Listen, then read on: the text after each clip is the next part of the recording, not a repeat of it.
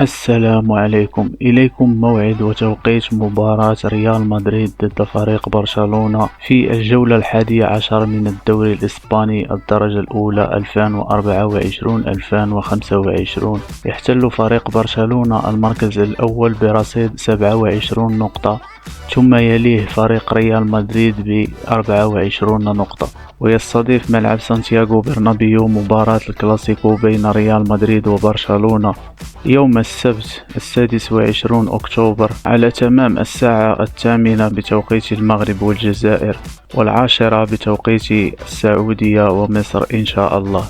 أما بالنسبة للقنوات الناقلة فستبث المباراة على قناة بين سبور HD 3.